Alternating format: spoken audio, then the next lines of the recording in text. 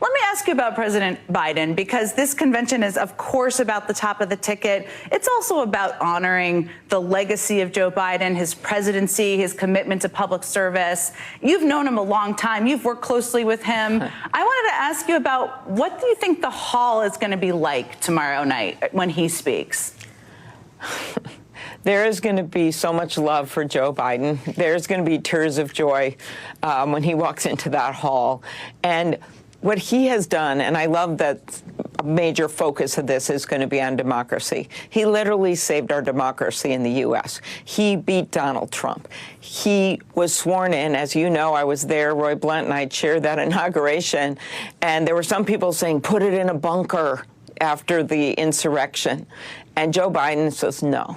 We're going to be out there on that platform that they first invaded. We don't care if we have windows that aren't real or that we have to spray paint the pillars. We're going to be out there. We're going to take back that platform. So on Monday night, you're going to hear him talk about that democracy that he has upheld. He's upheld it with voting rights. He's upheld it with his fight to save Ukraine and to stand up for democracy. He has fought for it with how he has done things for the people, which is a theme of that night. And I just think everyone's just going to want to give him a big hug. And I can't wait to hear his speech. I want to know who's going to tell him that the job he's currently seeking might just be one of those black jobs.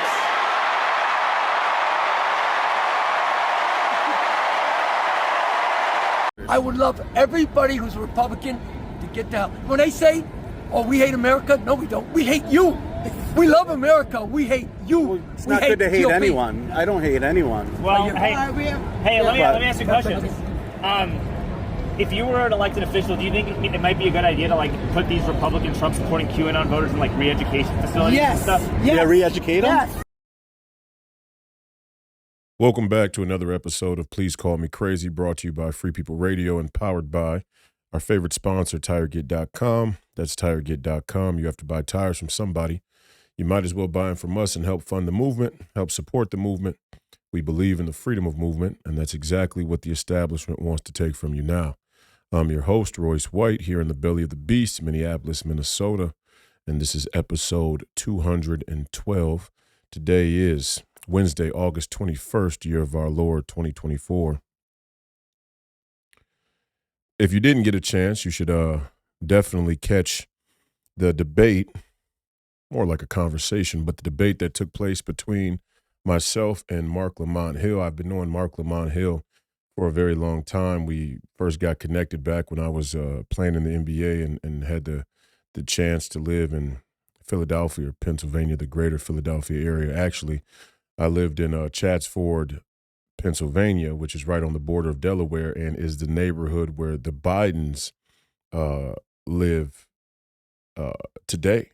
I think still the Bidens have a family home in Chatsford, Pennsylvania. It's funny, you go live in another place like Pennsylvania or Philadelphia and you end up moving to some house that's 30, 40 minutes from the city or the practice facility, and you would never guess that the Bidens would live in that township. Chatsford is a township, but anyway, so I had the chance to meet Mark Lamont Hill then, and I've always regarded Mark Lamont Hill as somebody who was thoughtful, and whether I agree or not on the fundamentals of some of those ideas, I respect people who at least take their life and their intellect serious enough to have any sort of rigorous critical thought.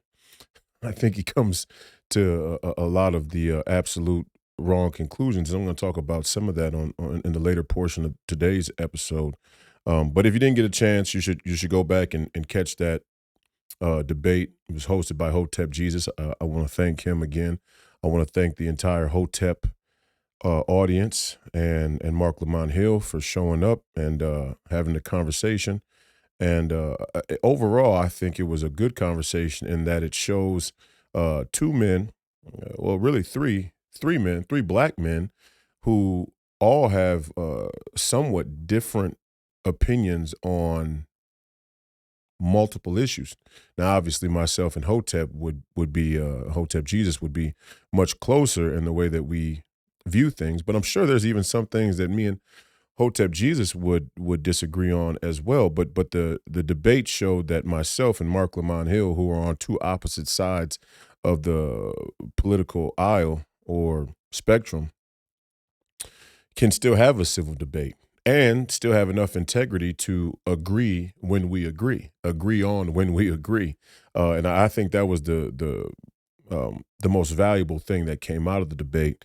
But there was also something that Mark Lamont Hill brought up during the debate that I think is exceptionally important for us going forward in terms of our foreign policy and the way people should view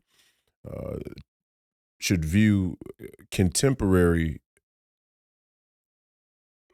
global politics, contemporary geopolitics, and what the MAGA movement is trying to achieve, and what many on the left even identify as being important to them as well. So we're going to talk a little bit about that later on. And I want to start getting down to policy. I want to start focusing on what really separates a candidate like me from an Amy Klobuchar or the rest of the permanent political class, and where there can be new bridges built between ourselves and the MAGA movement and others out there that may be lost politically, may not have a home, may be just as upset or dissatisfied, disenfranchised with their previous political party or the political narrative that they subscribe to. So we're going to talk about that. But first, I would be remiss not to at least comment on the DNC.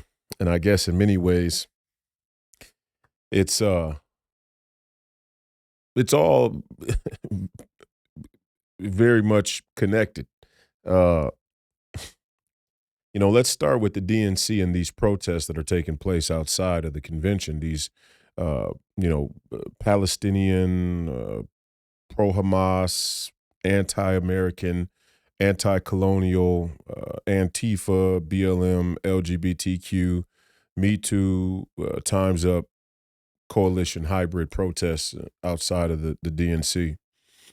And I knew that these protests were going on. Of course, they're going to go on anywhere a political event is taking place nowadays. But my attention was especially brought to these protests because good friend of Real America's Voice, commentator and field reporter of Real America's Voice, the great Ben Bergquam, was in Chicago at the DNC in a crowd where a young man appeared to be trying to set an American flag on fire, and Ben Bergquam courageously and rightly went into this crowd, this kind of encircled crowd, to pick up our American flag and decry the people who were doing it.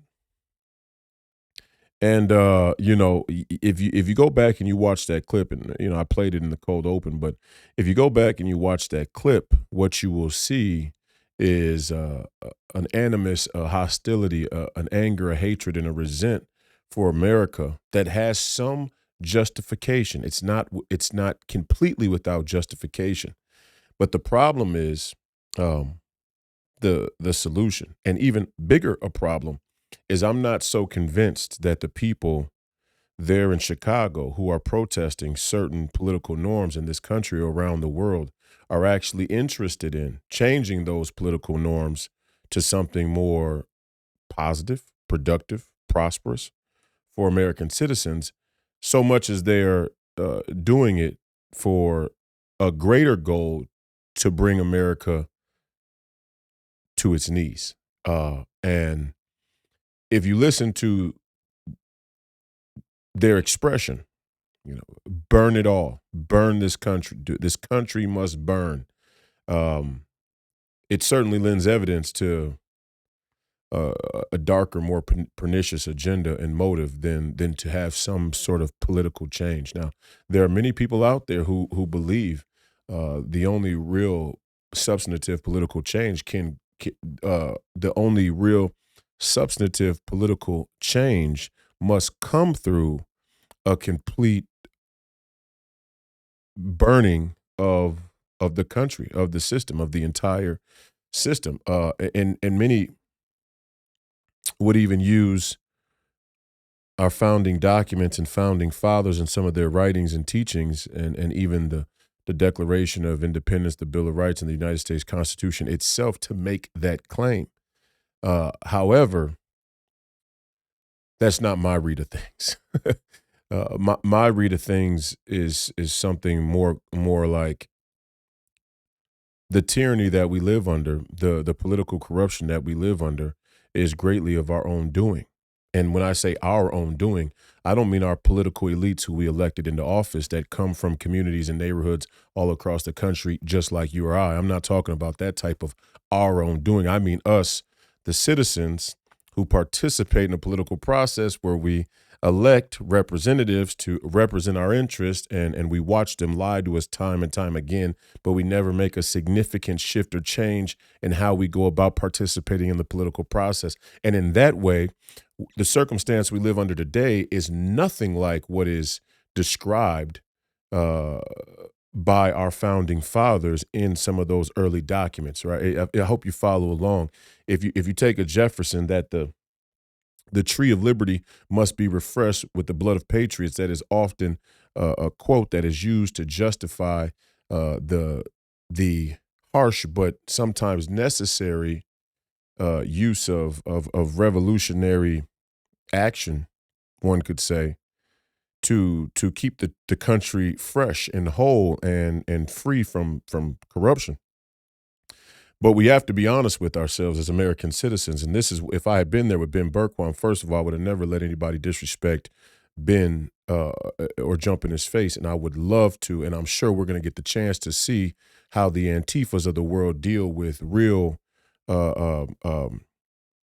let's say, physically imposing individuals out there in the street. That day is going to come, and it's probably going to come sooner than later. And I relish at the moment. I really do. I would have never let somebody disrespect Ben Bergquam. And hey, you know, I'm the type of guy, I'm not one of these bourgeois, mealy-mouthed, college-educated elite Republicans from the Ivy League or from the East Coast. I still believe that a good fistfight can clarify things. Actually, I would go so far as to say that the loss of value in a good old-fashioned fist fight, a fair fist fight, is part of the reason that the black community is in the turmoil that it's in now, is because everybody has lost that sense of value in a clean, fair fight. Even a group of people fighting. I mean, you know, one group versus another group. We've lost the value of that so much. In the black communities, for example, we just turn to gunfire automatically. I mean, that's just a fact. Anybody denies that's not dealing with reality, especially given we're talking about a Democratic National Convention that's taking place in Chicago, which is probably the country's capital for gunfire and automatic gunfire for young minorities and specifically black males. So I would have certainly loved to have been there, but I also would have loved to have been there to preach this very point that while I understand the frustration with America's political system and our permanent political class and the corruption and the dishonesty, I really understand it at a fundamental level. In fact, there are probably things that have taken place in our country's history, recent history, that people should be more upset about than they are, even the people that are out there on the street, things that have gone under the radar, that have flown under the radar, little detail and nuances that really highlight just how corrupt our politics have become. So I definitely understand that. But what I would preach, what I'm going to preach today, and what I would preach out there on the street, what I preached out in the street after George Floyd died, what I plan to preach going forward, even if I'm fortunate enough to make it into the United States Senate and use that platform to talk to the American people as well, as, you know, the resent that we harbor for this country by not participating in the political process is not a is not a legitimate source of that kind of emotional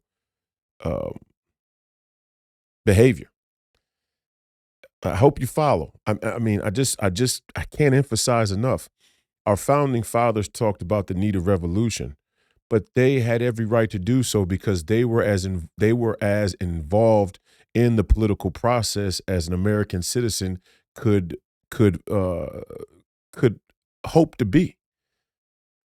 I mean, if you want to take a stronger critique to their political involvement or participation, be my guest, but yours would probably pale in comparison. So, by all measures of what your average American citizen is involved with politically today, uh, we we fall so short of our founding fathers and the early individuals who wrote some of those ideas about the need for revolution that we don't have a right to really talk about those things. Honestly, I mean, I just got to tell you, and it's the same on both sides. I mean, it's the same impulse that's invoked without the same answer for the solution. The answer for us in the conservative movement or the MAGA movement or the American Patriot movement, the answer for some of us is we've come too far from what those founding ideals were. We are willing to fight and revolt in order to maintain those values and ideas, or to, let's say, regain control of the country so we can move it back closer to some of those ideals. And the other side's animus results and manifests in an idea like America was always wrong, hateful, racist, greedy, evil, so on and so forth. And their plan is to revolt in order to raise the whole thing to the ground and rebuild it in the image of something else. That fundamental difference has to be acknowledged for us as a movement if we're going to keep the proper guardrails around the movement, and not allowing that hatred or resentment or distaste for the American political system to come into and take over this movement. And that is the fundamental distinction. I remember I used to talk a lot about the difference between the nationalist populace and the socialist populace. That is kind of the friction. Now, not all of your socialist populists, not all of your revolutionary activists really believe that this country has to be, completely burned to the ground and rebuilt in an image of something completely different than America's founding values. A lot of them do, but not all of them.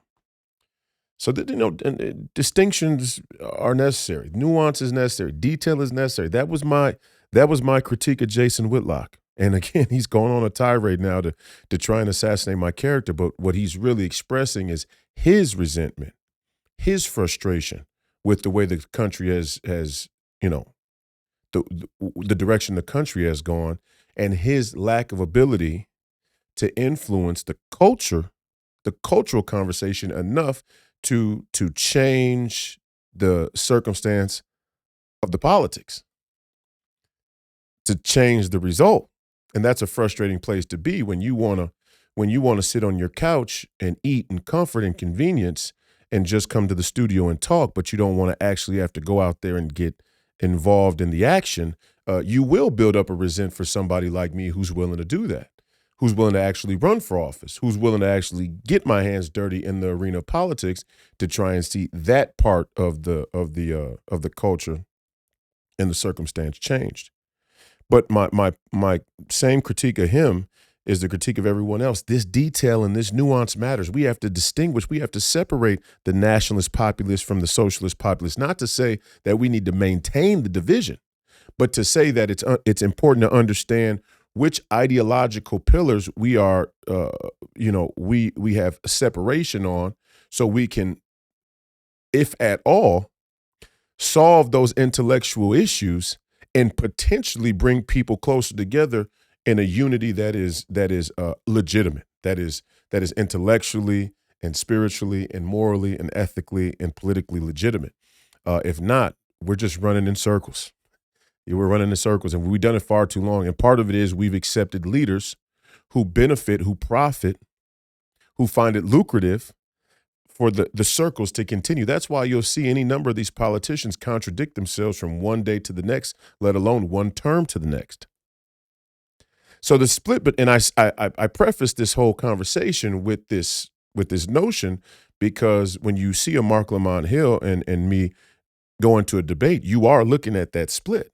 I mean, you are looking at that gap between what we would call the nationalist populace and what I would define as the socialist populace, or the far, not going to say far left. That doesn't even really do it. There's populists on the left, there's populists on the right. Mark Lamont Hill and I kind of illustrate that difference. And so, again, to go back to this DNC, no more would I say that our protests or our public demonstrations in the MAGA movement should result in violence or arson or gunfire or anything else of the sort. The same way I would make that claim of us, because we haven't been involved in the political process, the same claim I make for the Antifa types that are outside the DNC burning American flags. And sure, they have plenty of legitimate reason to criticize this country's political system and the corruption that lies therein. However, when you're 21 years old, when you're 23 years old, it's easy to say, hey, let's burn the whole thing down, and you haven't put any time in whatsoever to try and change it in a legitimate way, a more legitimate way, a more efficient way, a less violent way. It really speaks to an impulse of a sort of a radicalism that often festers in a young mind. And I understand it because I was young. I mean, everybody likes the allure, the revolution, but more important, the allure of revolutionary thought. But more importantly, I think more accurately, everybody loves the convenience of revolutionary thought. And I hope I'm not going too deep, but we talk for real on this podcast. We don't do baby food for the audience. This podcast can either get an audience that appreciates and desires to think about these things at this level, or we can keep doing politics with French fries and we can all watch the country burn one way or another. I mean, we're either going to fix it, and we're going to have real leaders that step up who can gain a following that are dedicated to fixing it, or we will watch it crumble. And the results of that and the outcome of that will most likely not be what anybody can foresee or has planned for themselves or anybody else. So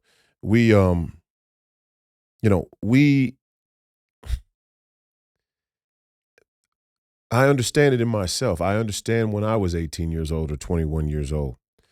Now, my 21-year-old self was somewhat, I'd say, more mature and advanced than many of my peers at the same age, just like I think a lot of people would admit that at 33 years old, I'm much more mature and advanced in my thinking than many of my peers. But I do understand the impulse to that revolutionary burn it all down mentality. And then I was even watching I only saw the first half of it, but I'm a huge Bob Marley fan. I mean, I don't know who isn't. Bob Marley's incredible in every sense from a musical standpoint. But I was watching his movie, forget what they call it, but I was watching the movie One Love, and as I think about Bob Marley, even and him being a young man, he was a young man, and he came up in a hyper political, hyper radical political Jamaica, where there was an establishment and a rebellion, and a legitimate one at that. Many would argue. But growing up in that way, it really framed and shaped the way he saw the world. And even Bob, in many instances, talked about the need for total destruction is the only solution. That's a famous line from Bob Marley's music.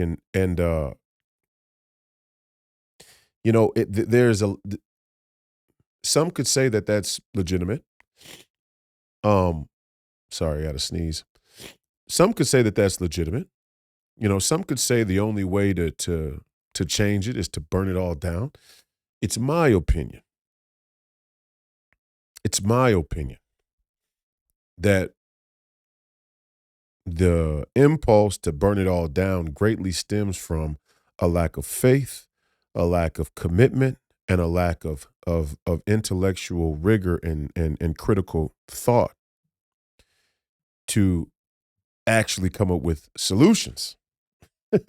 I mean, it's much easier to, it's like being in a relationship, right? I mean, you can see the corollary with being in a relationship, with being in a marriage. And I guess in many ways you could say this is a great microcosm of the problems with society writ large. It's much easier to get divorced. I mean, that's the easy part.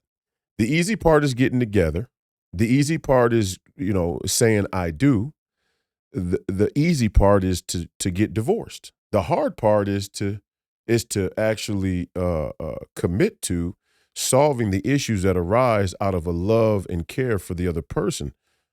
That is why it's till death do us part. I mean, the whole institution of marriage is really predicated on the idea that hard times will befall the two of you together, and the only real sign and measure of love is that you are willing to work with one another as a team, as one unit, to push through those problems in the interest of family, okay? In the interest of union, but also in the interest of family. So, it's a great microcosm that the divorce rate is what it is. And I don't think it's coincidental. I don't think it's by accident that the divorce rate so greatly or so aptly illustrates the greater political impulse. This is like, well, none of this makes sense. None of it's working. Let's just burn it all down. And the issue that I have with that is what makes you think it's going to be any better once we burn it down? I mean, if human beings can't find a way to organize themselves and participate with one another and have some type of civility under the political framework that our founding fathers built, what makes you think when we go to complete global anarchy or post-apocalyptic, decentralized nations, states, cities, neighborhoods, that we're going to have any more success? I mean, the symptom of our politics is not the system itself. The symptom of our society, the symptoms in our society are much more cultural and I would even say psychological and obviously spiritual. And just because we burn the system down isn't going to change the fundamental circumstance, the fundamental reality of our spiritual and cultural and political,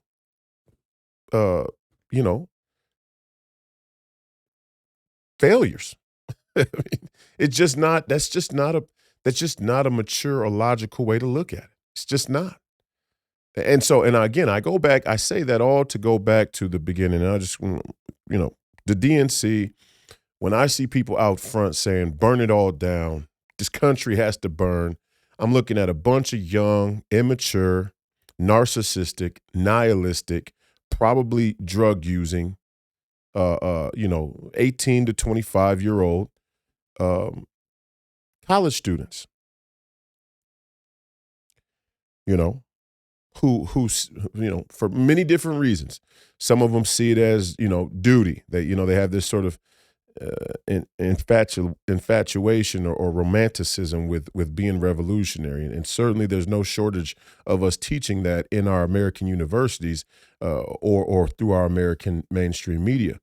So I understand that sort of clinical brainwashing and psychosis as well. Some of them have genuine criticisms of the system. And it's easier to say, let's burn the whole thing down than it is to actually, run for office, run for office and get elected and articulate a message in a way that can have some sort of constituency. And some people just genuinely want to burn the country down because they don't believe in its values. They don't believe in its ideas.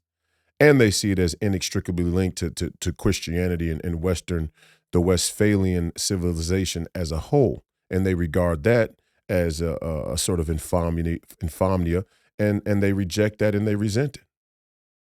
All of it's present outside of that that DNC convention out there in the street. The catch is that the catch 22 is that a lot of them will still vote Democrat, knowing full well their critique of the American political system includes the Democrats inside the convention. I mean, I guess that's why they would be outside protesting, right?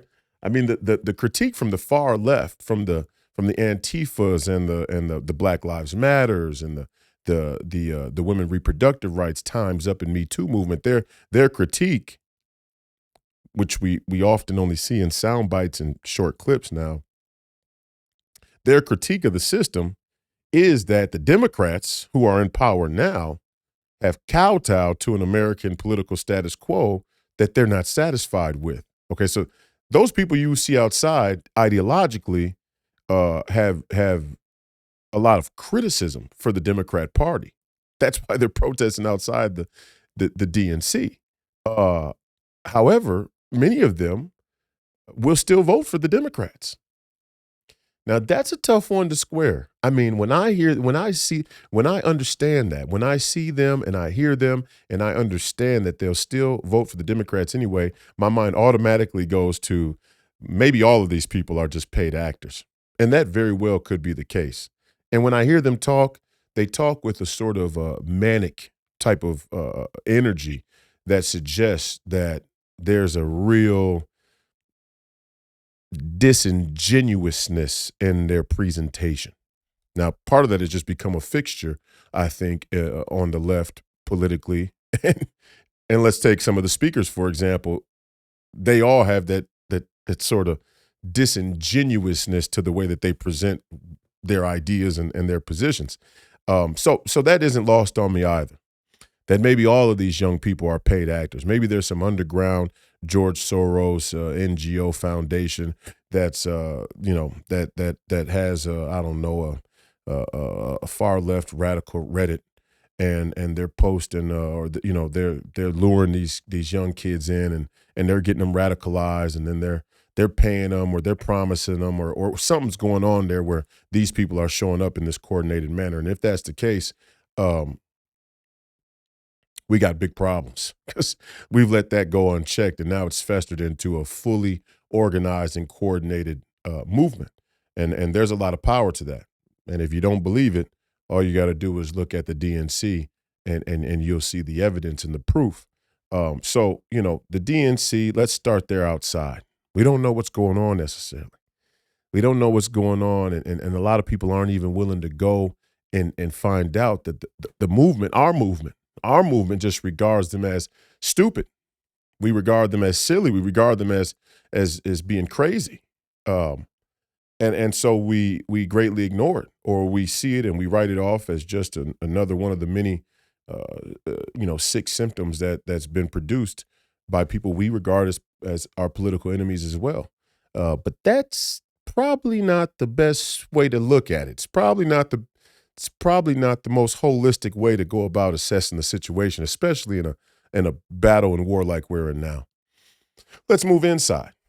Let's move inside the DNC. And it's exactly as you would expect. They're going to play race.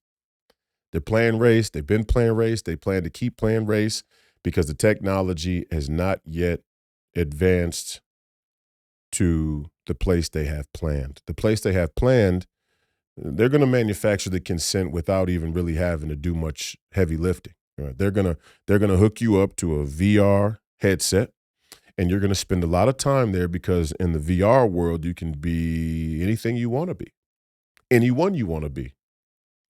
That's Ready Player One, and that is the plan. Oh, and that is coming. Make no mistake about it. That is on its way. And then they're going to integrate artificial intelligence, which is going to make it even crazier to try and separate the, reality from non-reality. And that is coming. Look what's happening now. There's pictures popping up. There's memes popping up. There's videos. There are videos popping up. There are, audio recordings popping up that are completely AI generated. And it's difficult for me to tell the difference between what's real and what's fake anymore. And we're just in the early stages of AI, of AI technology. This is people been warning. They've been saying, well, we're going to get to a place here real quick where we won't be able to know what's real from what's fake. I think we're already crossing that Rubicon right now. And as far as the political, the political motivation or the political use, weaponization of this technology is the consent of the population will be done without any heavy lifting. You just plug in, plug up. We're going to give you a narrative. We're going to tell you how to think. We're going to manipulate the world that you want to live in, the reality you want to live in. We'll be able to manipulate it any way we need to generate the result that we need from, I mean, will you even really care about voting anymore? I mean, we don't even really need to manipulate you. We don't even really, at that point where you can jack into a technology that's convenient in the privacy of your own home and be anything and everything that you want to be in that virtual world. That's part of the consent right there. You won't even really be paying attention to the politics anymore. You're barely paying attention now. I mean, let's just be honest. The one hallmark of our current American political culture is that the technology, the industrialization, the entertainment has reached a level where most people only casually, only part-time pay attention to what's going on in politics. Many of them show themselves on the internet. They might even find themselves in this chat or comment and say, Royce goes too deep. I can't follow. Well, you can't follow because your brain has been trained to think in 15-second sound bites, 15-second video reels. Your brain has been trained to think in headlines. Your brain has been trained to think in the least amount of detail and nuance as possible. So you can't make heads or tails of the reality. So we're already almost there. Now, once we get to VR, that last, let's say, out of 350 million people, that last, I don't know, 50 million people who, let's say, are the real spiritual engine, let's say intellectual engine of American politics and that divide, that last group of people will be ushered into a place of compliance. And race. Yeah. I mean, they haven't gotten there yet. They haven't been able to achieve that yet. The virtual reality still doesn't feel natural enough. People don't really like it. I mean, it hasn't taken off the way everybody thought, and I said Oculus and, we got, Meta and, everybody's excited about it. But the fact still remains that the technology and the user interface isn't sorted out the way they need it to be. People aren't really taken to it the way that they would like. So they got to play the race card still. And it seems to be working. At least they have a good machine to give the perception that it's working. I don't really think it's working, but I'm kind of here on that, and I'll explain it. They're going to play race. They're playing race. They're playing identity. They're going to play it until the cows come home. I've said it. I've said it for 3 years. I said back when I first started on Jason Whitlock and War Room and InfoWars and all the other places that I appear, I said time and time again, if you all continue to avoid the race topic and issue, it will be weaponized against you. And here we are. We are on the brink of losing our country and our freedom. And yet the race issue has still not been properly discussed and sorted. We still want to kind of dance around it. I mean, I go into these town halls and I say to a crowd full of, Minnesotans and greater Minnesota, outstate Minnesota, which is predominantly white. I go, you all are white. There's nothing wrong with being white, right? And the air goes out of the room. I mean, it's breathtaking to witness as a speaker. The air is just sucked out of the room when you mention being white or being black. Now, I know we can make a greater argument and point about race itself being a social construct intended to divide people. I get that. But we do live in a reality, in a culture, in a political, a political season where the perception of race, the history of race is being used. And whether we like it or not, that is the discussion that's on the table. That is the discussion that makes it to the television of your average American citizen, or to their cell phone, or to their, a theater near them, wherever it is, whatever it is. So race is on the table, and they have weaponized it, and they plan to use it, and they're very blatant and unabashed about how they plan to use it. And so we have to be able to tackle that. I mean, we have to be able to just get in there and deal with it. As uncomfortable and as dishonest as the whole framework may be, we have to deal with it. There's no way around that. We've let it come too far. We let the cancer get too far. Now we got to just deal with it. Now we got to get in there and whatever needs to, the conversations need to happen. And they're showing you. I mean, when they run, and look at the narrative. I mean, the narrative is all geared towards black people. And let me show you what the Democrats are really doing to you. Everybody out there in the country, everybody who's MAGA, everybody who's a conservative, everybody who's Republican, Christian, white. There's nothing wrong with being white. You're white. There's nothing wrong with that. I'm black. You're not European American. I'm not African American. We're American. We bleed red, white, and blue. You're white. There's nothing wrong with being white. They may say there's some. It's funny to watch white people on the left say that there's something inherently wrong with being white, but doesn't seem to apply to themselves. That's probably one of the strangest psychological shell games that I see being played in this whole race narrative. Is you got a bunch of white people over here on the left side of the political aisle and spectrum who say there's something wrong with white people, but they never want to take themselves out of power. It's like, there's something so wrong with white people, then Amy Klobuchar and Tim Walz and Joe Biden and Nancy Pelosi and a lot of you other white folks on the left should resign tomorrow. But we know they won't do that because that's not what they really mean. But my point is, there's nothing wrong with being white. There is something wrong with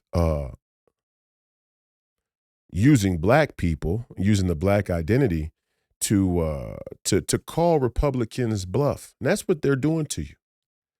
That is exactly what they're doing to you. And I'm telling you now, and this goes for everybody up and down the line, from the tip top of the movement, all the way at the top, all the way down to the grassroots activists who's going door to door, from the tip top all the way down to the bottom of the bottom.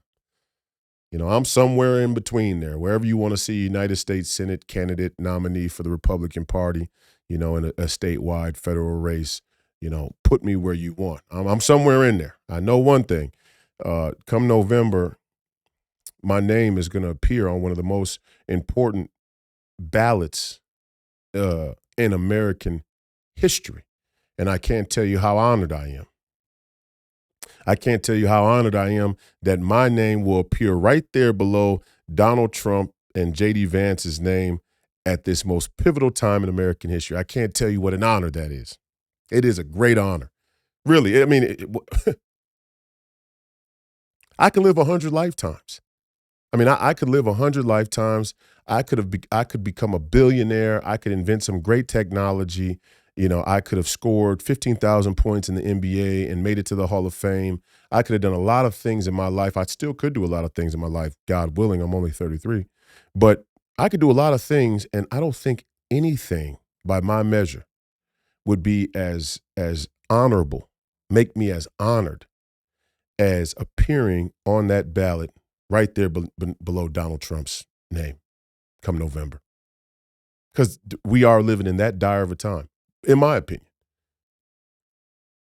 But I'm still saying, from the tip top all the way to the bottom of the bottom, we better figure this strategy out, because it's being deployed against us right now, and they will not relent. I guarantee you. 80 days out, this is the whole strategy. This is the whole plan. There is nothing else. This is it. This is the whole strategy right here. We're going to play up race and we're going to call the Republicans bluff. That's what we're going to do. Well, what do you mean they're calling our bluff? The way that they're calling the bluff is what they're doing is they're putting black people's history, black people's identity, black people's heritage, black people's cultural prejudgments. They're putting those issues out on the table, and they're saying, we dare you Republicans to come clean. We dare you Republicans to make amends. We dare you Republicans to extend the olive branch. What they're doing is they're saying, yeah, we can lie to these black people all we want. We can sell these black people false promises all we want. We can give these black people dog shit and call it caviar all we want. We can do it just so long as if we put the issue on the table and offer the chance to the other side, to the Republicans, to try and make amends, we are counting on the fact that whatever racism may exist on that side, which we don't really know and we can't quantify, that's why it's a bluff. That's why it's a poker. It's a bluff. We're just gonna put the issues out there, and we'll see if they'll be able to build a bridge, to extend an olive branch, if they'll be able to make amends, if they'll be able to talk about these issues in a way that brings people together more so than separates them apart, divides them further.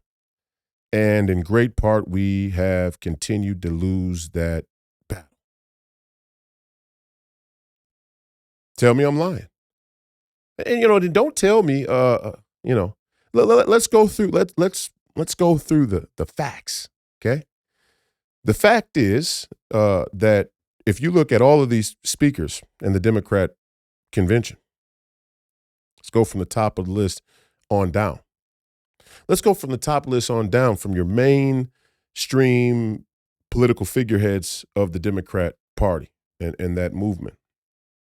Let's go in chronological order.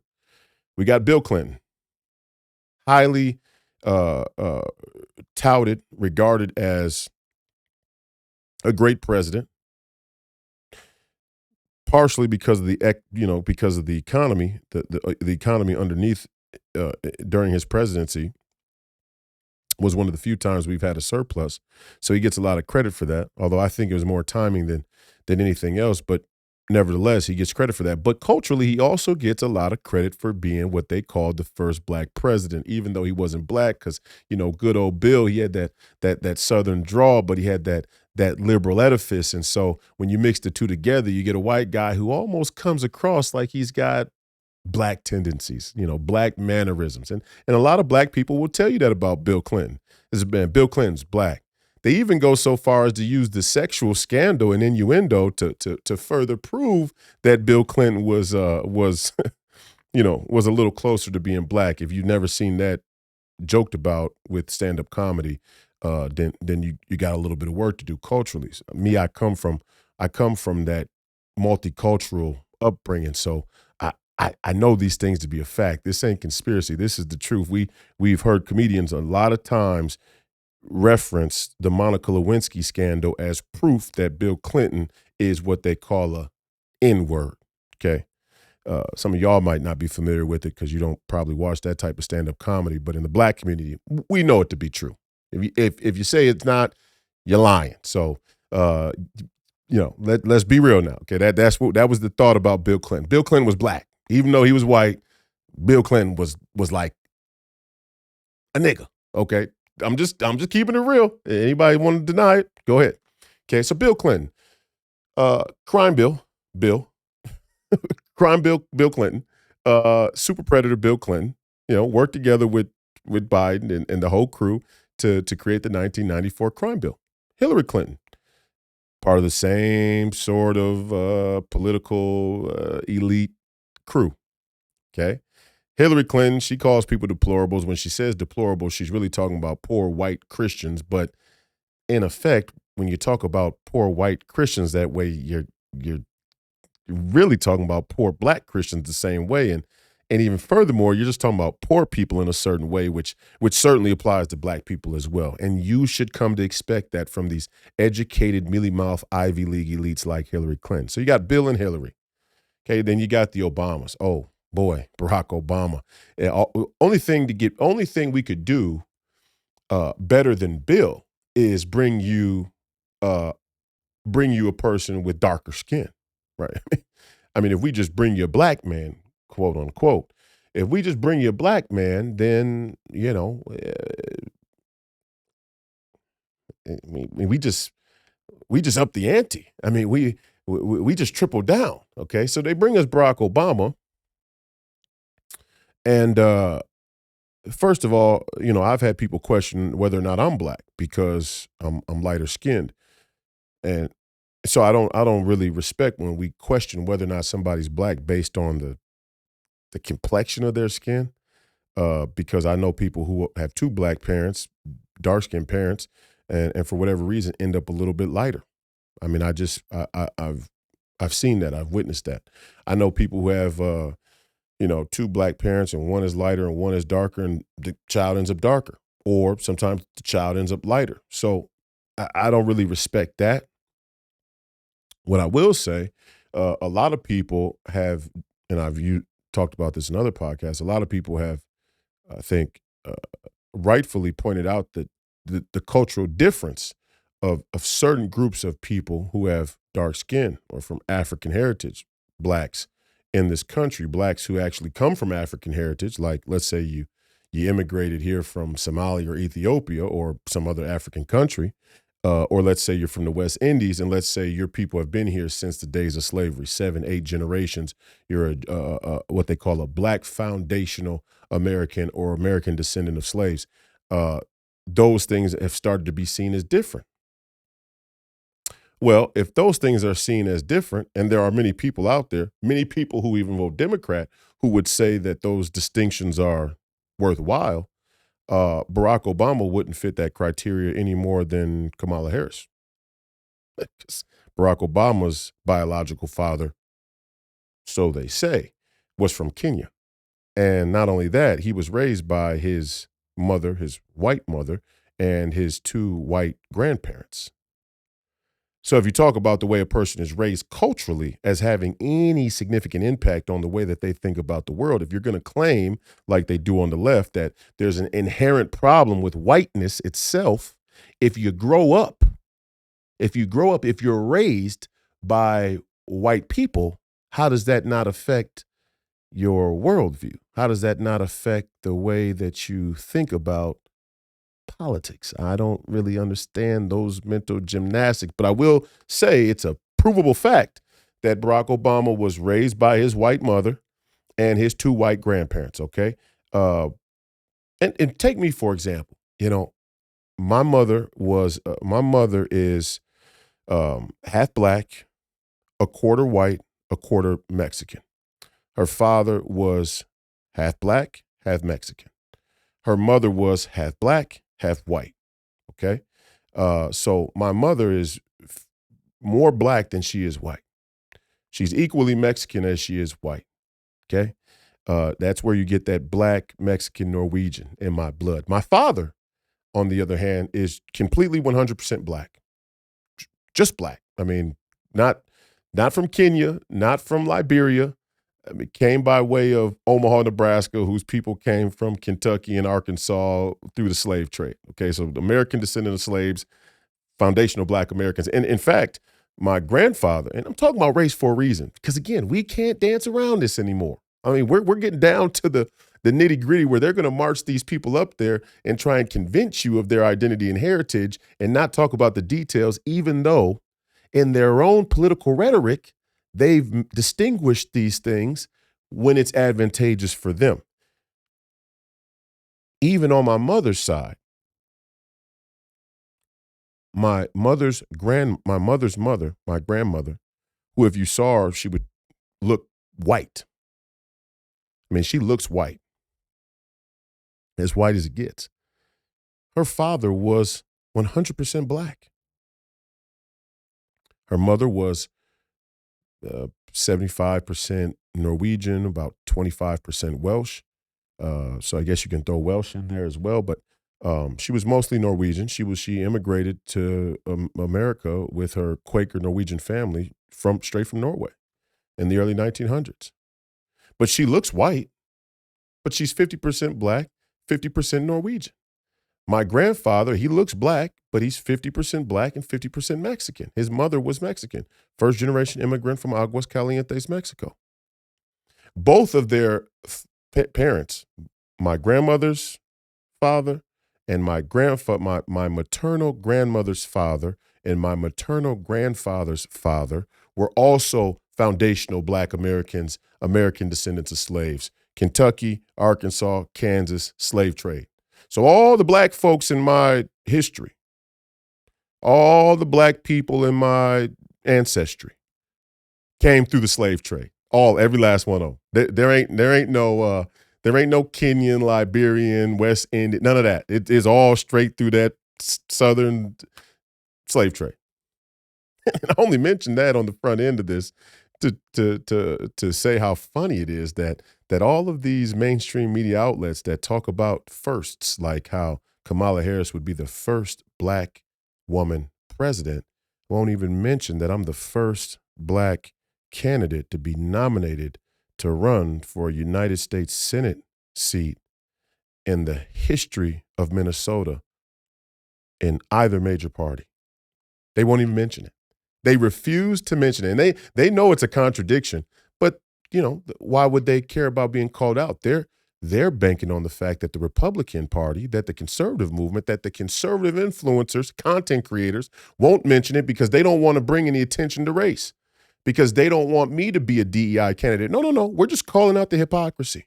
We're just calling out the contradiction that the lives of black people, the lives of women, the lives of the LGBTQ even only matter when it's to the benefit of Democrats. If any one of us in any one of those groups steps out of line, then we become persona non grata. Look at Clarence Thomas. Look at Scott Pressler. Look at any woman, Candace Owens. Pick one. I mean, I'm not just saying Candace, but pick one. Carrie Lake. I guess Carrie Lake's not a woman that deserves respect and protection and so on and so forth because she doesn't agree with them. So the whole identity politics thing is a game there. But again, I want to drive home the point that Barack Obama was raised by a white woman and two white grandparents. And his dad was from Kenya. And the other claim is that his real dad was Frank Marshall, that his real father, his biological father, may have been Frank Marshall, who I think was American black, but just so happened to be a communist. I mean, it doesn't get better when you start to look into who Barack Obama is. And now you all can make the claim that who you are and who your ancestors are have no bearing on who you are, but then you have to make that claim all the time. And you can't create a special sort of exception when it's Barack Obama. So Barack Obama, now you bring us back to my point. See, I'll go over there so we can get that clear to come back to the point that Barack Obama's given to us as the first black president. And he drops more drone missiles on black and brown people around the world than all three of his white predecessors combined.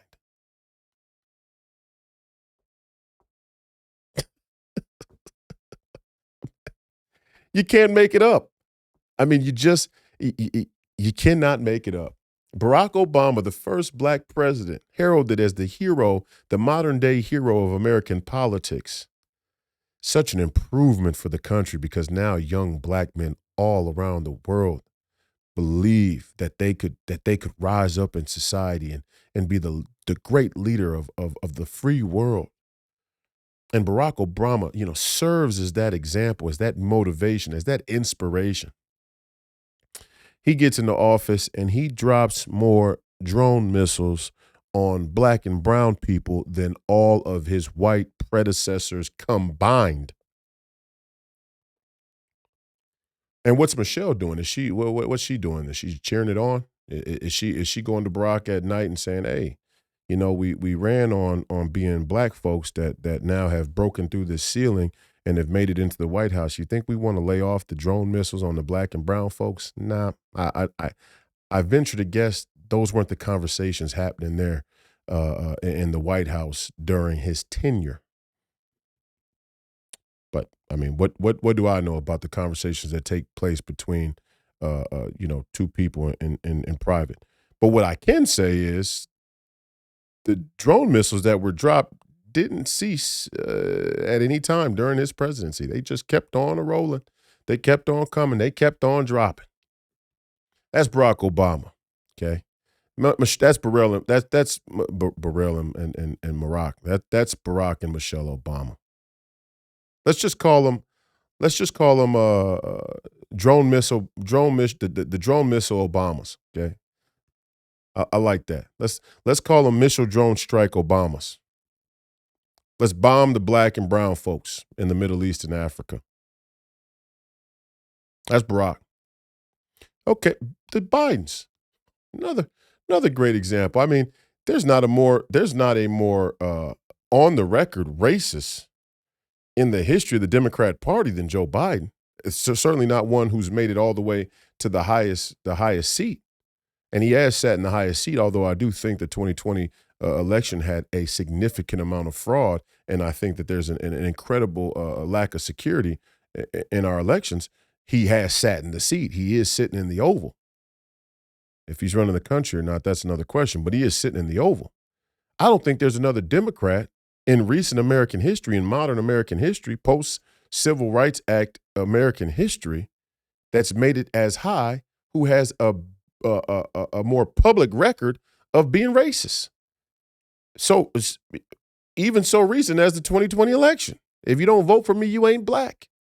Joe Biden can question the blackness of an entire black America. He can question the blackness of every black person in the country, contingent upon whether or not we support his policies and whether or not we vote for him. But we can't question the blackness of Barack Obama and Kamala Harris.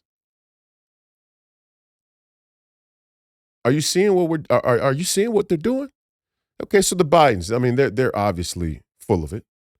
And Joe Biden, again, as racist as they come. If you don't vote for me, you ain't black. Not to mention his role in the 1994 crime bill and his description of these young black men as super predators. Joe Biden's on the list. And now we come all the way down to Kamala Harris. And I mean, if there's somebody who's especially fake, if there's somebody who's especially inauthentic, if there's somebody who when she talks and when she laughs and when she goes into one of these diatribes about her political ideology, it just has this cringeworthiness to it that's really hard to stomach, because we all know we're watching a sort of political theater that makes us all uncomfortable, but yet still we can't really take our eyes away. Kamala Harris had the chance to let out low-level marijuana offenders in the state of California, and she vied to keep them incarcerated, many of which were black men. That's Kamala Harris's legacy. That's why I voted for Tulsi Gabbard in 2020. I voted for Tulsi Gabbard solely. Listen, I voted for Tulsi Gabbard solely on the fact that she ran Kamala Harris through a sawmill on that issue, on a number of issues, but that one really touched me. I was like, oh, Tulsi's a G. Oh, I love me some Tulsi Gabbard. Don't agree with her on everything. Don't get me wrong, but I couldn't say I agree with everything, on everything with any of these politicians, and that's probably healthy. We're not in lockstep here in the MAGA movement. We have differing ideas, and rightfully so. We agree on the vast portion of the fundamentals. But I like me some Tulsi Gabbard. So, Tulsi ripped Kamala Harris a new one, and that's why Kamala Harris had to drop out of the race for president in 2020 And they brought her back and joined her on the ticket solely for racial reasons. And that's why they call her a DEI hire. It's not just because she was black. It's not just because she's a black woman. That's not the reason they call Kamala Harris a DEI hire. The reason we call Kamala Harris a DEI hire is because she had proven through a presidential candidacy that she was weak on the issues, specifically her own record around her own racial community, so much so that she had to drop out of the race and then was brought back onto the ticket at a time and for a reason that everybody said explicitly had to do with her race and gender. That makes her a DEI hire. If Kamala Harris had dropped out of the race for any other reason, and she was brought on to the Joe Biden campaign because of the strength of her record, because of the strength of her public speaking, because of the strength of her, whatever ability to raise money, whatever the case may be, whatever it was, the entire mainstream media conceded that Kamala Harris would be good to balance the Joe Biden ticket, particularly because Joe Biden's record was so bad when it came to race that Kamala Harris would add some value on that front. That is the history of the Biden and Kamala ticket. That is the social, cultural construction, reasoning for the Joe Biden and Kamala Harris ticket. Joe Biden was eulogizing Robert Byrd. He had the hand and authored the 1994 crime bill. He says in the middle of the campaign, if you don't vote for me, you ain't black. So everybody's saying that because he was the vice president, he's obviously the shoe-in or leader to win the candidacy and be the candidate to get the nomination. But that in order for him to win against Donald Trump, who had so much success with the black community on paper, in order for him to beat Donald Trump, they would need to balance the ticket to help Joe Biden's racial profile. That makes Kamala Harris a DEI hire. By definition. The reason I'm not a DEI hire in the Republican Party, here in Minnesota, here in the MAGA movement, the reason I'm not a DEI hire is because I actually elevate the conversation intellectually. I actually take the conversation to a place intellectually that most people couldn't go, regardless of their race. Regardless of their race, regardless of their age, regardless of their education, I elevate the conversation. I bring novel things to the conversation. I bring a novel perspective and solutions and critical intellectual rigor to the conversation. So I can't be considered a DEI hire because I'm not being chosen based on my race. And if you're choosing me based on my race for whatever reason out there, the difference between the MAGA movement and the rest of these political frauds is we would ask you to resign your support if it's based on that merit alone, because that's not real merit. The other side would invite your superficial support even if there's no other merit involved. That's what separates legitimate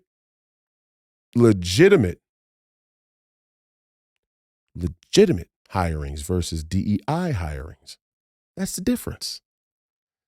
A person with some sacred honor, a person with some individual integrity, some personal integrity is going to reject when somebody says, oh, I think I like you because you're black. That's not because I'm black. Sure, it helps to go into the inner cities and talk to black people because it's a community I grew up in, but there are white people who grew up there too that could communicate with that community. The question is, do they have the communication skills? And Kamala Harris clearly doesn't. And it's not us saying it. Don't act like we're popping up now in 2024 saying, oh, Kamala Harris's communication skills are bad. She proved it. She proved it, and y'all chose that her communication skills are bad. You chose that she did. You were the ones who didn't support her in 2020. You all, you Democrats, you liberals. You didn't like Kamala Harris. We weren't involved in her primary. We weren't involved in the Democrat presidential primary 2020. We had nothing to do with that polling. That was polling done by the Democrats, and she was only supported at 1%. Even mealy-mouthed, stuttering, affluent, liberal, white, suburban woman, Amy Klobuchar, who is as dangerous of a fixture in American politics as Kamala Harris is, even Amy Klobuchar had approval of 6%.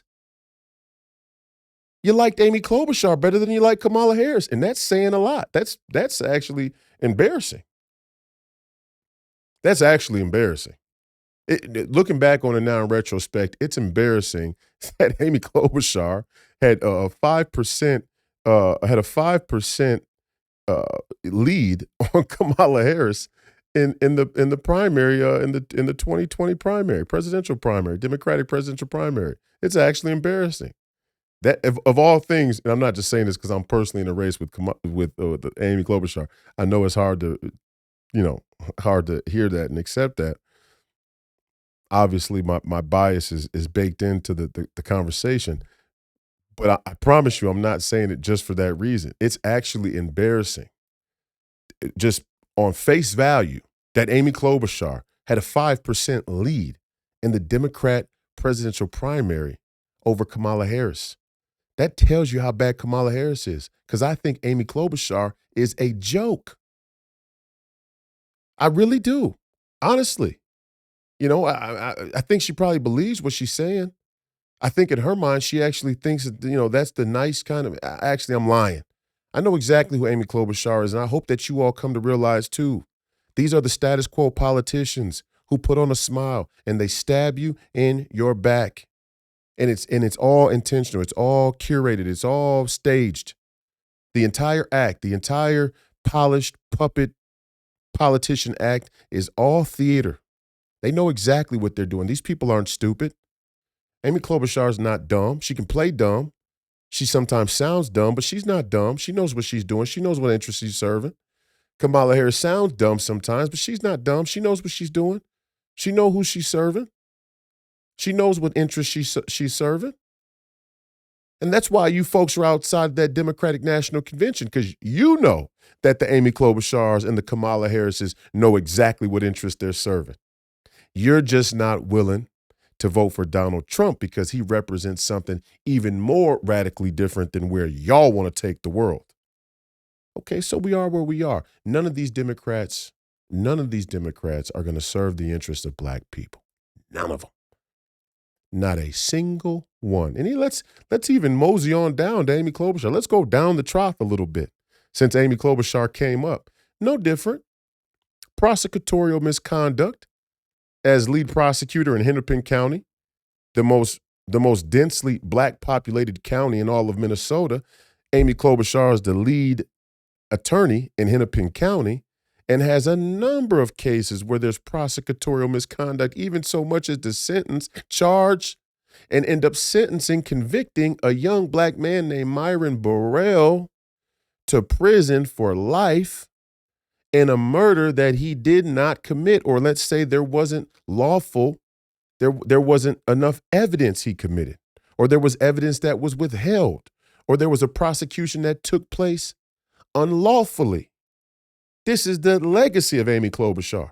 When I go to the neighborhood and I actually bring up her name, and people go, "Oh, Amy Klobuchar." Sometimes people don't even know her. They're like, "Tina, Amy, who's up this election cycle?" And that again goes back to what I said about the Antifas in the beginning. Don't have that revolutionary spirit. Don't let me catch you out there with a sign burning a flag saying we got to tear the whole system down, but you don't even know who's up in this election cycle.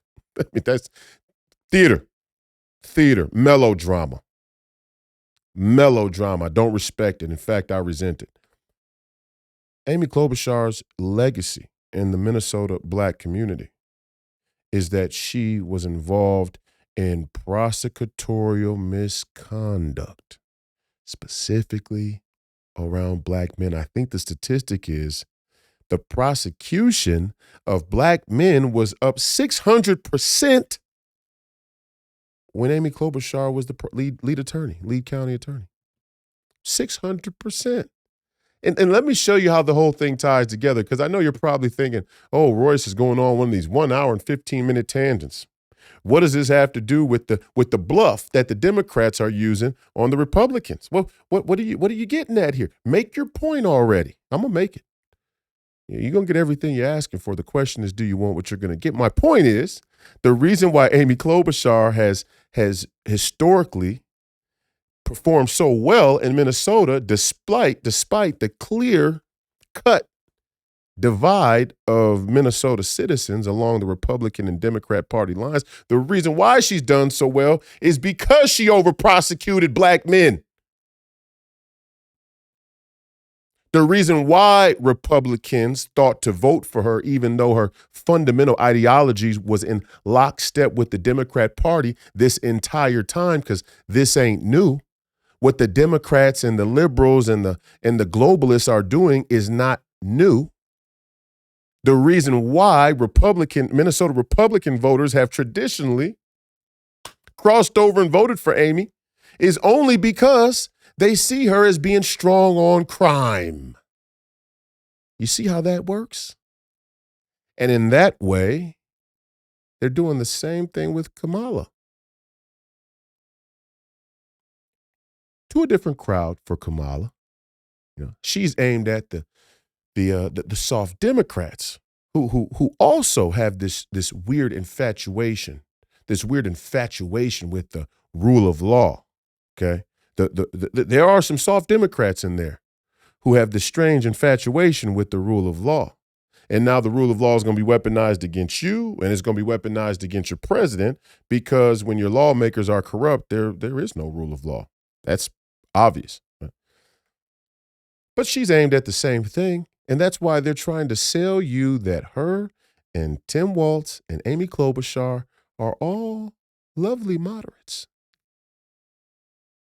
They're all lovely moderates. They all are center, just left of center. That's just a little left of center.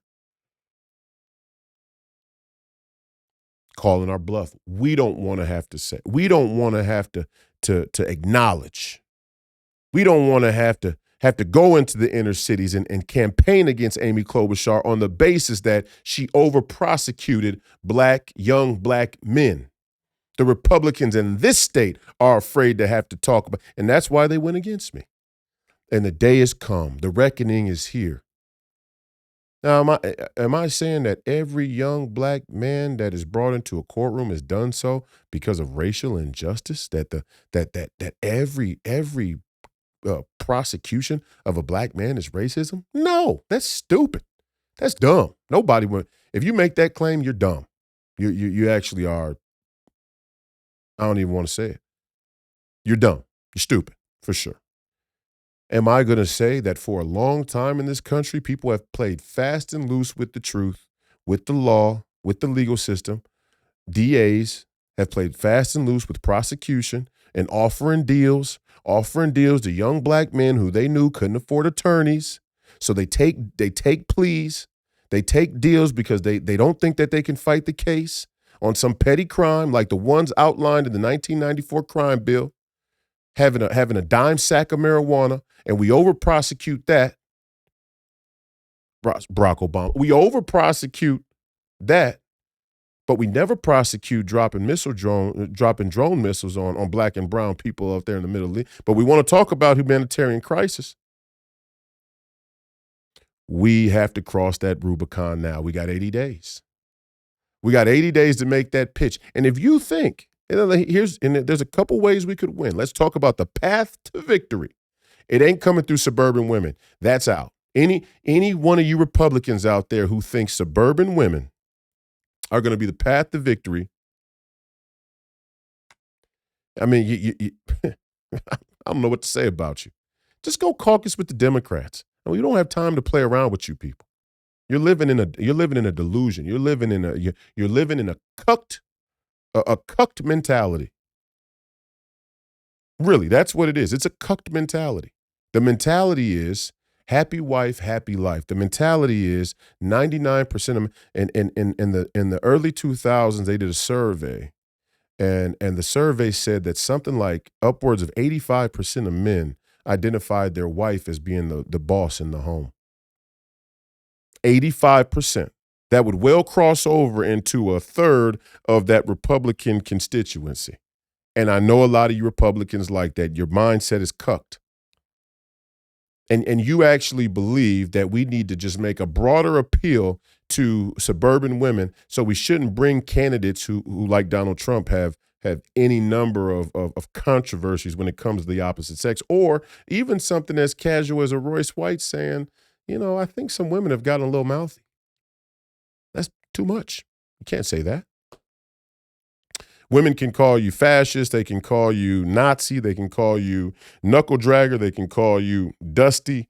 They can call you hotep. They can call you a deadbeat. They can call you anything they want. Anything their mind can think up, they have the right to call you. You can't even say they're mouthy.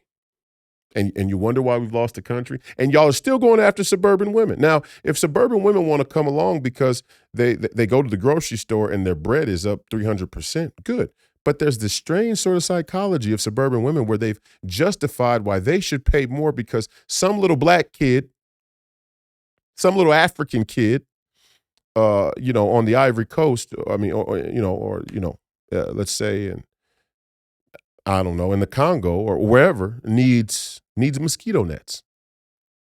We're going to give money, extra money, so that the social programs can extend to a global community that includes NGOs, where we get mosquito nets to the poor kids in Africa, but we're not going to stop doing deals with China and all these other big tech companies that steal the natural resources of the Congolese by sending those same African children down into the cobalt mines to pull the cobalt with their bare hands. I mean, if you think we can convince these suburban women that worldview is so contradictory that we can't even start from, it's a non-starter. If you think that, you're a loser.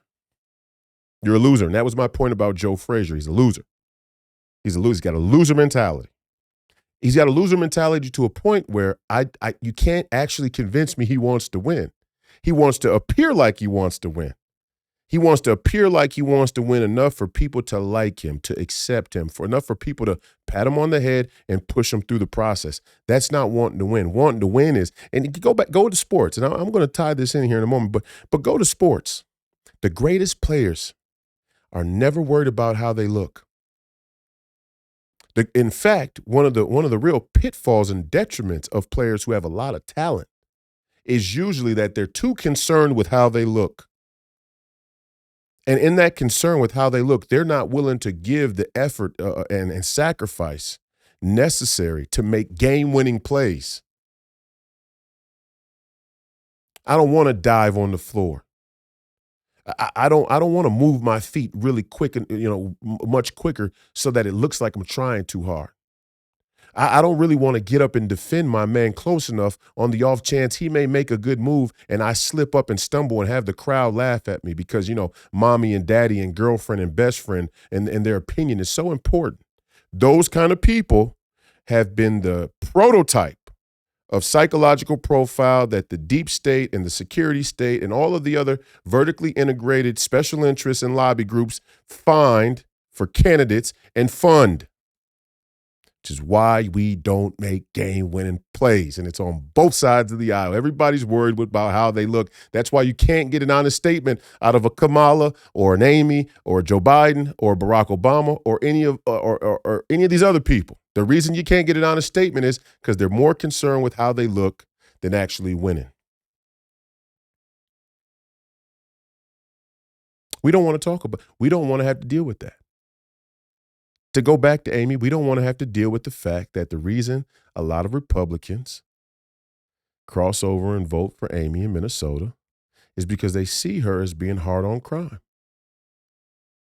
They see her as being hard on crime because she was a lead prosecutor down in Minneapolis, down in Hennepin County, the most densely populated black county in the state of Minnesota, and they regard that as a sign of strength, not as a sign of corruption. They don't regard her bending the law and prosecutorial misconduct as a sign of corruption. Because if they did, there'd be no way they would vote for her. If they saw Amy Klobuchar's prosecutorial misconduct as a sign of genuine corruption antithetical to our American foundational values, they would never vote for her. But they do. They do. They have 3 terms. 3 terms, she's won 68%. You don't win 68, 70% in Minnesota without Republicans voting for you. Come on now. Now we're going to get down to it 80 days. Y'all thought this was going to be about me. Oh, y'all thought this was going to be some mea culpa? Oh, well, we're sorry we didn't run a strong enough campaign. We didn't have a good enough ground game to take on the political and electoral giant, Amy Klobuchar. We apologize that we fell short. No, this shit is on y'all. And I knew it from the day that I decided to run. And that is what good political minds and leaders do. They put the onus on the people who the onus should be on. The onus is on you. The responsibility is on you. The referendum is on you. Do we want to deal with this issue? Because I'm willing to close the border. I'm willing to stop adding $1 trillion to the debt every 100 days. I'm willing to stop getting involved in forever wars.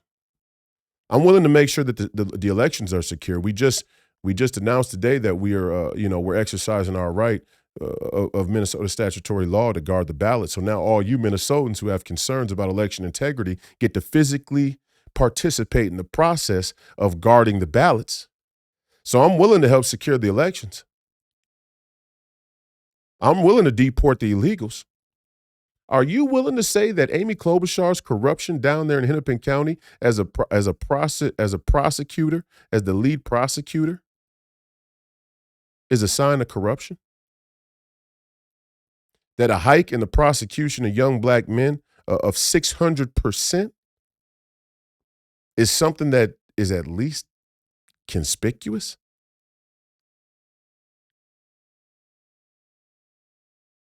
If you're not, then we lose the country. If you're not, then Amy Klobuchar wins again at 65%, because the black folks are saying, well, we're going to lose either way.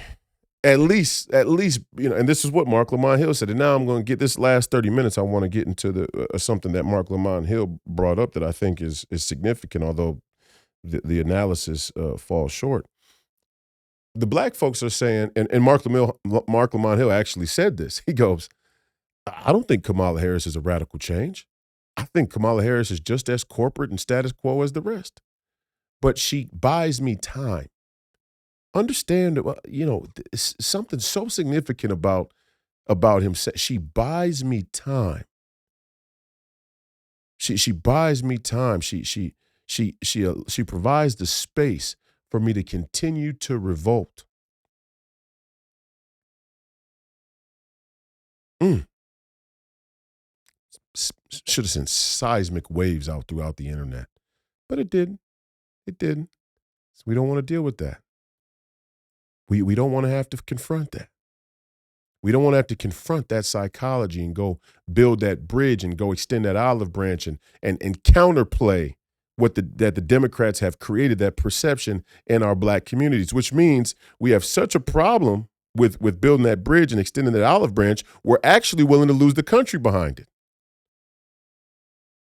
Which is why when I go to the Lincoln Reagan dinner, I think to myself, man, we so far from Abraham Lincoln, it's scary. Abraham Lincoln was a philosopher, but he was a warrior king too. He understood. Regardless of how I feel personally about race, regardless of how I feel spiritually about race, regardless how I feel about Negroes, we got to win this Civil War. We're going to win this Civil War. We are going to win this Civil War. The Union will win this war. And if I gotta extend some olive branches and build some bridges with some Negroes and abolish some slavery, that's exactly what we're going to do. Now, I tend to think that Abraham Lincoln had deeper spiritual reasons and values for the abolishment of slavery that may not be so highlighted in the historical record. However, I do understand the pragmatic mind of a man in battle and war. And there was a very pragmatic choice about having the slaves fight on the side of the Union. So, I mean, we're faced with it's funny. It's ironic how what goes around comes around. We face a similar question and a similar problem here. Are we going to confront this part of the ring, or are we going to continue to dance around it? We dance around it, we lose. We confront it head on, we got a chance. We have a chance. We have a chance to win there in Philadelphia. We have a chance to win there in Detroit, Michigan. We have a chance to win there in Minneapolis. We have a chance. You know, what do you think Amy Klobuchar is invoking there at the DNC when she says, "Oh, we came up with a new saying, Mama, make America, Minnesota, and Michigan again." What? Weird, strange thing to say. Cringe. Strange. Not only is what she said strange, the way she said it was strange. But that's what we've come to accept.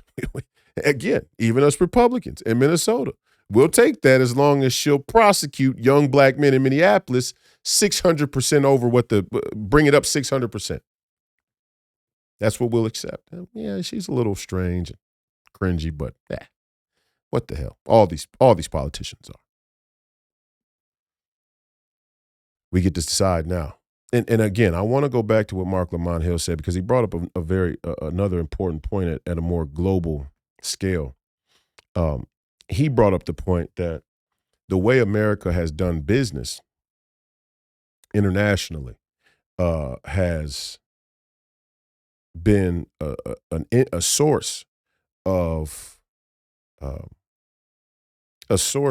problems for other countries and subsequently their citizens, the people of those nations. And I would say a lot of that is that there's some great truth to that. I mean, there's the solution now we're going to disagree on, and I'm going to explain that right here. And it's a contradiction. And it's a contradiction the same way that the Antifas outside of the DNC are still going to vote for the Kamala Harrises, even though she intimately has participated in the very thing they criticized. The same thing is true of the Democrat Party as a whole.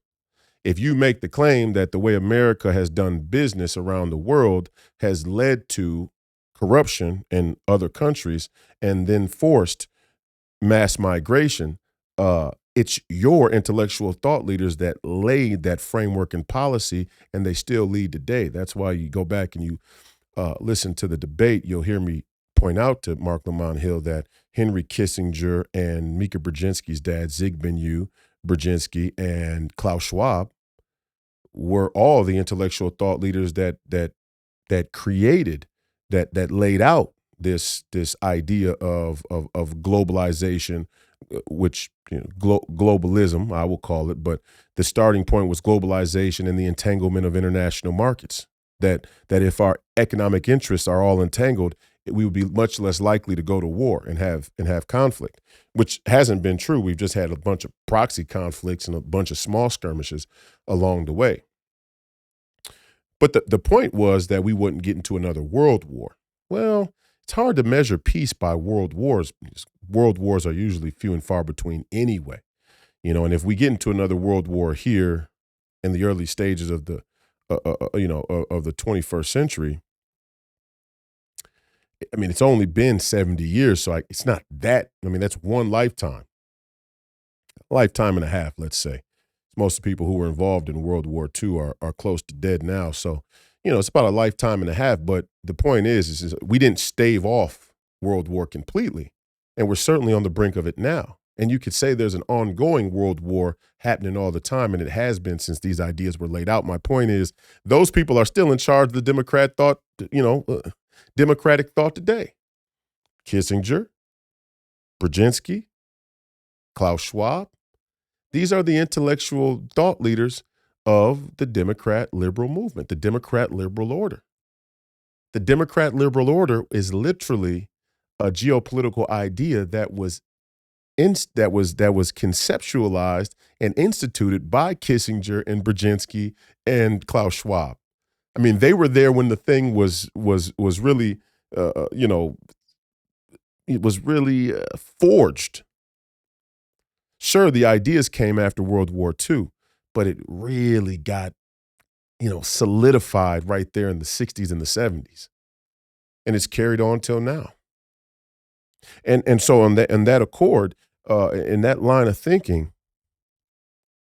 look, there was a problem. The post-World War II Democrat liberal order was supposed to bring freedom and democracy around the world to nations that had otherwise been oppressed and fell under the rule of the colonial empire, but also other tyrannical regimes. It wasn't just, colonial Britain.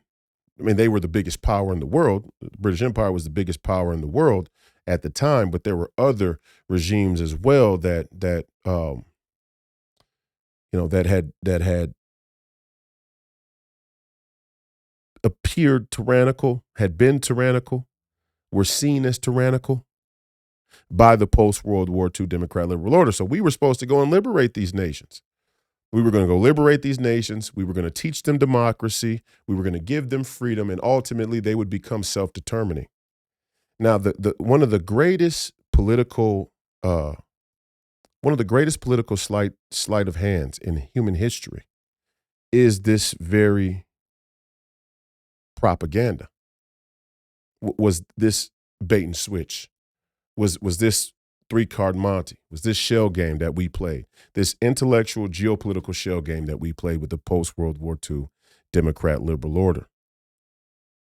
Because what we failed to do, and I would venture to say it was intentional, it was definitely premeditated, it was definitely conscious.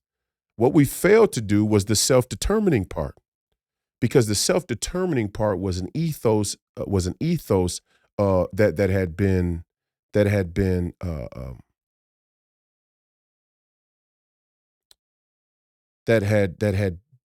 been best exemplified in what America was when this idea was taken around the world.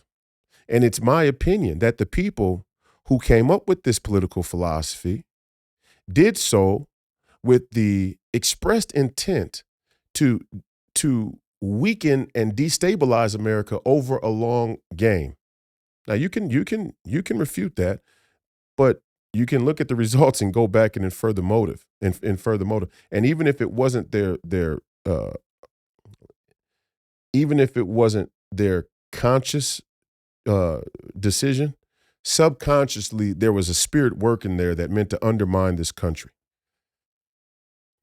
It certainly is what happened, whether they did it intentionally or not. But, when you really look at it, again, whether you knew it or you didn't, whether you were in on it or ignorant to it, the net result's still the same. This country has been undermined. This country has been weakened, and this country has been destabilized.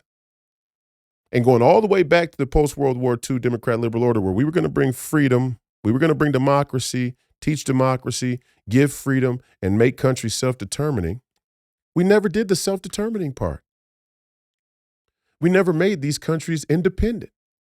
We kept them dependent. We kept them dependent intentionally. You can't tell me that we didn't do it intentionally.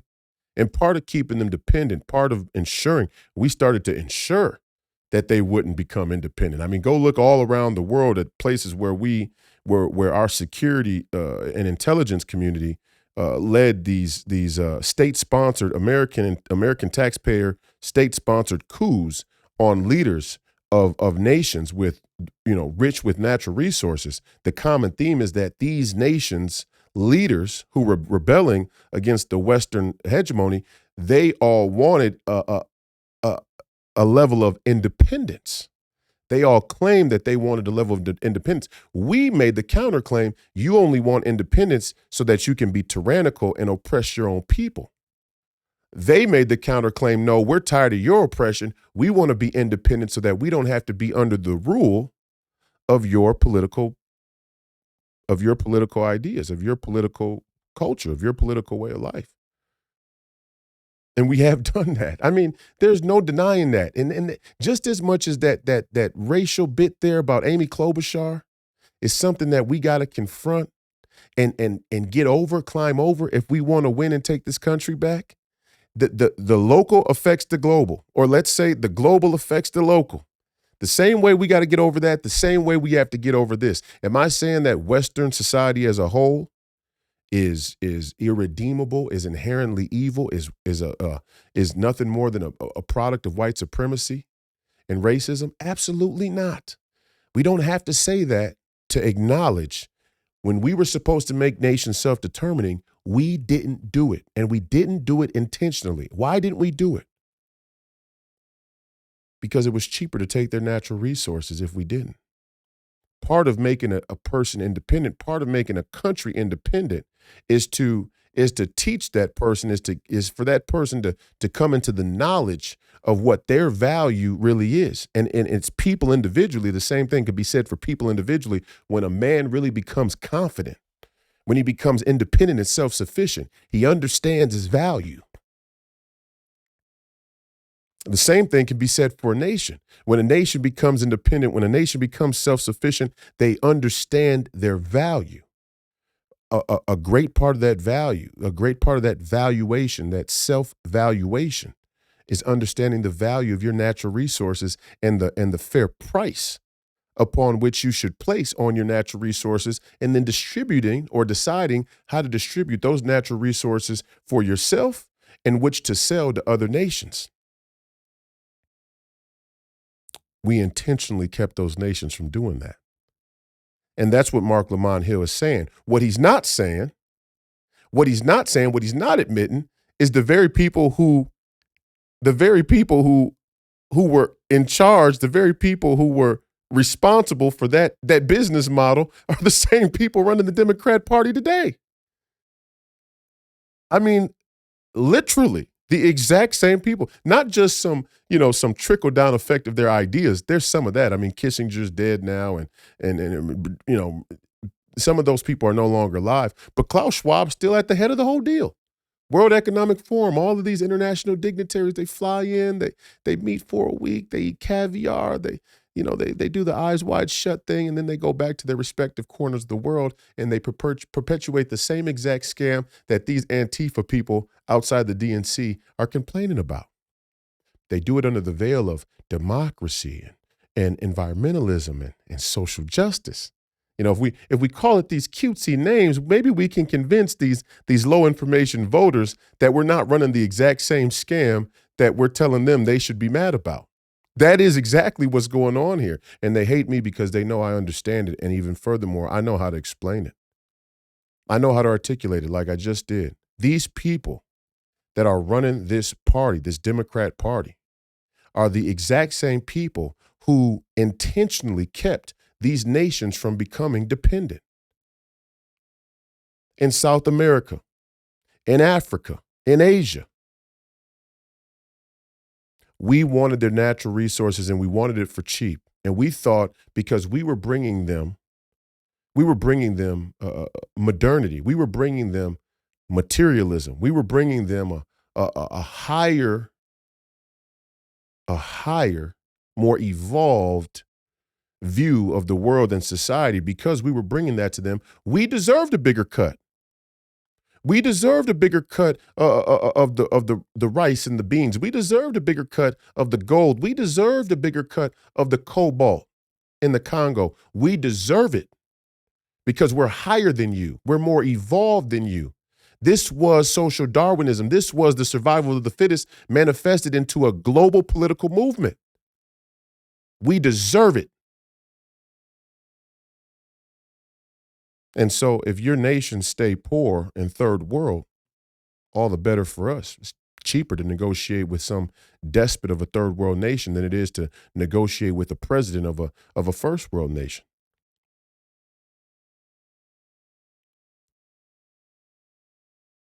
It's been another episode of Please Call Me Crazy, brought to you by Free People Radio and powered by our favorite sponsor, TireGet.com. That's TireGet.com. You have to buy tires from somebody. You might as well buy them from us. Help fund the movement. Help support the movement. We believe in the freedom of movement, and that's exactly what the establishment wants to take from you now.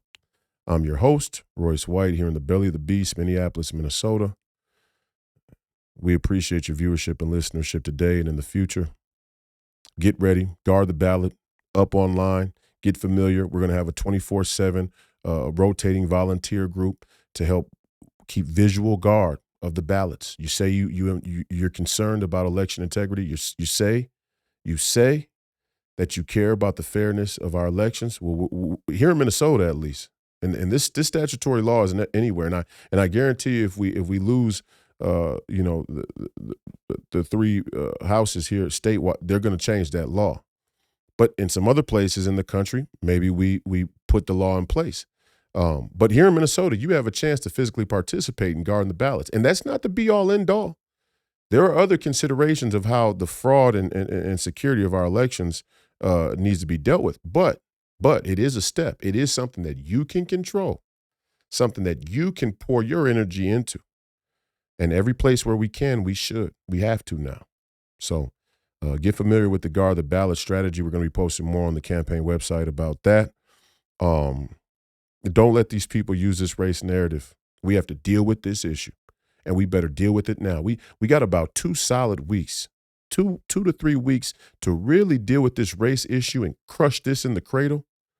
Really crush this race issue in the cradle, and then we can move on to policy. And when we get to policy, what we have to confront is going forward, the foreign policy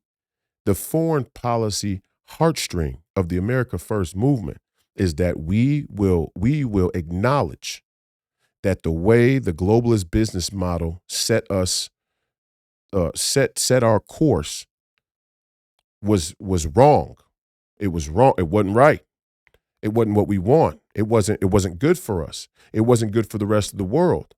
It wasn't good for Venezuela or for South America. And now when their conditions become so poor because their despots are in some weird, sort of economic Ponzi scheme with us here in the West or in America, now their people feel a sense of desperation to come on up. And that is where the solution is wrong. That is where me and Mark Lamont Hill will split almost irreconcilably. We will split right there along that line. Because the Democrats, the leftists, the progressives, their solution is something like, well, we perpetrated this international, Ponzi scheme in collaboration with all these other countries. So we are obligated to take these people in. No, we're not. No, we are not. That is not true at all. We have a carrying capacity in this country. We cannot accept. And see, this is where and I say this to end, this is where the loss of Christianity and Christian ethic really becomes weaponized in geopolitical thinking. This is exactly where that happens. Because a good Christian understands the concept of sin, they accept the probability of sin, and they acknowledge the value of repent. But nowhere in the Christian ethic does it say that I become so acknowledging, accepting of sin, of my own fallen nature, that I resort to self-destruction and suicide. That is not a Christian ethic. Only one person took up the sins for all of us. His name was Jesus Christ. He made the ultimate self-sacrifice on our behalf. But nowhere else in the Christian ethic or teaching does it say I should take so much responsibility for what I've done that I should devolve into self-destruction and eventually suicide. So the same thing is true for a nation. We can acknowledge what we've done. We can acknowledge what we participated in. We can repent without completely collapsing our own country. That starts with the border. That starts with the debt. That starts with forever wars. I appreciate you again. I thank you for your viewership tonight and in the future. We'll see you on Friday. Hopefully we'll get another Hebrews episode with the great Professor Penn, and we'll continue this conversation here. And as always, we appreciate the War Room, Maureen Bannon, Grace Chong. Our prayers and thoughts are with the great Steve Bannon. Shout out to Alex Jones and InfoWars for allowing me to come on the show the other day. And we're going to continue to pray for Jason Whitlock. We're going to continue to pray for you, brother, that you elevate your game into this tier of commentary for all of the viewers that they allow you to have, because you talk about certain things. Here we talk about the heart of things. We want to continue to pray for Jason Whitlock. Also, I want to thank my entire campaign staff, everybody around Minnesota who made the victory possible there on Tuesday. And we'll be back on the War Room this Saturday to host. I'll be there to host again to fill in for Steve. I hope people are having fun with that. And it's an honor. It's a great honor to fill in for Steve. I hope I'm doing it justice. I hope conversations like this are doing it, are doing Steve's faith in me justice. And I think this nuance and this detail and this type of conversation is why Steve has continued to support me and compliment me as being one of the thought leaders of this populist movement and the MAGA movement. So my thoughts and prayers are with Steve. We'll be back in the War Room to host this Saturday. You can catch the Royce White Show at 9 a.m. Eastern, right before War Room as well. And we're going to keep plugging away here. I'm actually thinking about doing a call-in show on Sundays. We're gonna hit the campaign trail hard all around the state. We're gonna go to outstate Minnesota a couple days a week, and then we're gonna do a lot of focus on the inner cities for the rest of the week here during this last 80 days to November. So, but I want to do a call-in show because I think a call-in show will allow people to call in and have a open conversation with me as well. Maybe people who are voters in Minnesota, but really about the entire country. And so I think a political open call-in hour might hour and a half might be a good show to add to Sunday. Drop in the comments if you'd like to see a Please Call Me Crazy call-in show on a Sunday for politics and history and things like that. So I appreciate it again, and I can't tell you how ready I am to fight for the future of this country. But we're going to need your help. It can't be entertainment anymore. A lot of this conversation is good, it's fun, and it makes you think, and all of that is for naught if it doesn't motivate you and inspire you to get involved. So go to roycewhite.us and get involved. There's a number of things for you to choose from signs, to donating, volunteering, door knocking, guard the ballot, donating, whatever the case may be. A lot of options. Please get involved. Please remember to like and subscribe to the channel, repost the channel, drop a comment to help the algorithm, and share this podcast with somebody that you know. Please. We're about 20,000 subscribers. Lord knows YouTube has probably deployed all of their resources to slow the algorithm and growth of the channel because the type of things we talk about. But share this podcast with somebody you know. We would appreciate that greatly. So that's it for me. The fight continues. The people are coming. And as always, Godspeed.